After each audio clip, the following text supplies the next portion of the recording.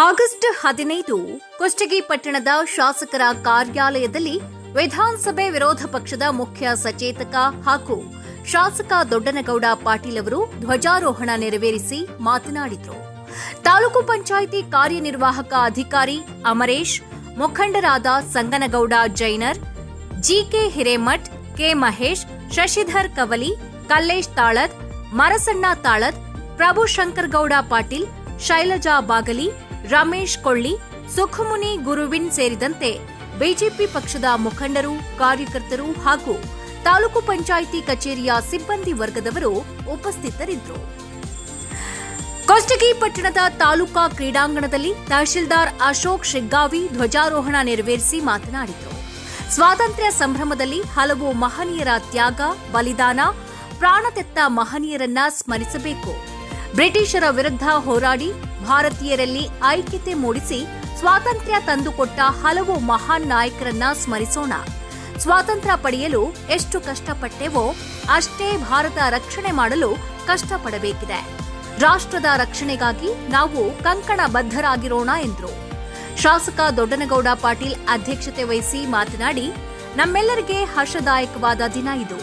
ಎಲ್ಲರಿಗೂ ಇದು ಸಂಭ್ರಮದ ದಿನ. ಸ್ವಾತಂತ್ರ್ಯಕ್ಕಾಗಿ ಹೋರಾಡಿದ ಹೋರಾಟದ ದಿನಗಳನ್ನ ನೆನಪು ಮಾಡಿಕೊಳ್ಳಬೇಕು. ಸಿಪಾಯಿ ದಂಗೆಗಿಂತ 1947ರಲ್ಲಿ ವೀರಪ್ಪ ದೇಸಾಯಿಯವರು ಕೊಪ್ಪಳದಲ್ಲಿ ಕೋಟೆ ನಿರ್ಮಿಸಿಕೊಂಡು ಹೋರಾಡಿದ್ರು.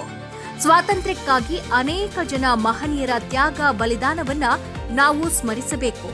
ಭಾರತ ಮಾತೆ ಬಂಧನದ ಸಂಕೋಲೆಯಿಂದ ಹೊರಬರಬೇಕೆಂದು ತಮ್ಮ ಜೀವನವನ್ನೇ ಮುಡಿಪಾಗಿಟ್ಟು ಹೋರಾಡಿದ್ದಾರೆ.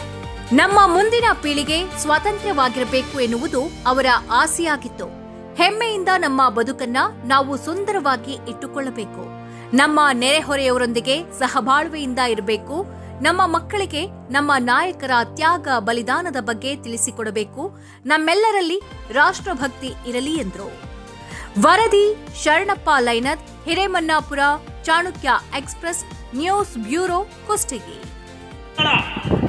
ಎರಡನೇ ತಂಡ ಪ್ರಾರಂಭಿಕ ದಳ ಪಾಂಡ್ಯರ ಬಂದಾಗ ತಮ್ಮ ತಂಡದ ಪರಿಚಯ, ನಾಯಕರ ಪರಿಚಯ, ಶಾಲೆಯ ಪರಿಚಯವನ್ನು ವಿನಂತಿ ಮಾಡಿಕೊಳ್ತಾ ಇದ್ದಾರೆ. ಹೊಸಮನೆ ನಂತರದಲ್ಲಿ GHS ಕುಸ್ತಿ ಭಗತ್ ಸಿಂಗ್ ತಂಡದ ನಾಯಕ ವಿಶ್ವನಾಥ್, ನಂತರದಲ್ಲಿ ಸರ್ಕಾರಿ ಹಿರಿಯ ಪ್ರಾಥಮಿಕ ರಾಣಿ ಚಂದ್ರಪ್ಪ ತಂಡ ಗೌಡರ್, ಇನ್ನ ಬುದ್ಧಿಬಸವೇಶ್ವರ ಪ್ರೌಢಶಾಲೆ ಗೌಡ್ ತಂಡ, ನಂತರದಲ್ಲಿ ಅದೇ ಬುದ್ಧಿಬಸವೇಶ್ವರ ಶಾಲೆ ಪ್ರಾಥಮಿಕ ಶಾಲೆಯ ಸೇವಾದಳದ ತಂಡ, ನಂತರದಲ್ಲಿ ಶ್ರೀ ಗೌಸಿದ್ದೇಶ್ವರ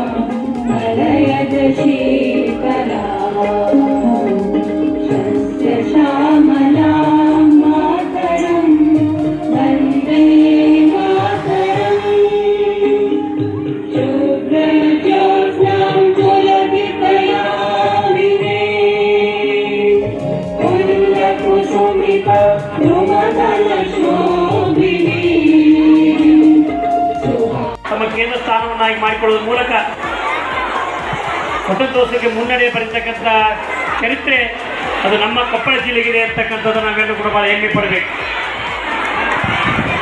ಬರೀ ಸ್ವತಂತ್ರ ಭಾಳ ಶಾಂತಿಯಿಂದ ದೊರಕಿದ ರಕ್ತದ ಚರ್ಚೆನೂ ಕೂಡ ಇದೆ. ಹಲವಾರು ಅವತ್ತಿನ ಯುವಕರು ಏನು ನಮ್ಮ ತಹಸೀಲ್ದಾರ್ ಮಾತನಾಡ್ತಕ್ಕಂಥ ಸಂದರ್ಭದಲ್ಲಿ ಎಲ್ಲವ ಮಂದಗಾಮಿಗಳ ಬಗ್ಗೆ ಮತ್ತು ಉಗ್ರ ಹೋರಾಟಕ್ಕೆ ಜನ ಈ ಹೆಸರನ್ನು ಹೇಳಿದರು. ಅವರ ಅನೇಕ ಜನ ಮಾನೀಯರು, ಹಿರಿಯರು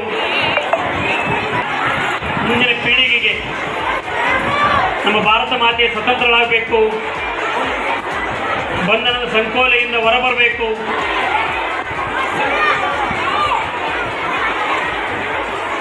ಭಾರತದ ಮುಂದಿನ ಪೀಳಿಗೆ ಸ್ವತಂತ್ರವನ್ನು ಅನುಭವಿಸಬೇಕು ಅಂತಕ್ಕಂಥ ಹಿನ್ನೆಲೆ ಒಳಗಡೆ ಅನೇಕ ಮಹನೀಯರು ತಮ್ಮ ಯೌವನವನ್ನು ದಾರಿ ಎರೆದಿದ್ದಾರೆ, ಪ್ರಾಣಾರ್ಪಣೆ ಮಾಡಿದ್ದಾರೆ, ತ್ಯಾಗವನ್ನು ಬಲಿದಾನವನ್ನು ಮಾಡಿದ್ದಾರೆ.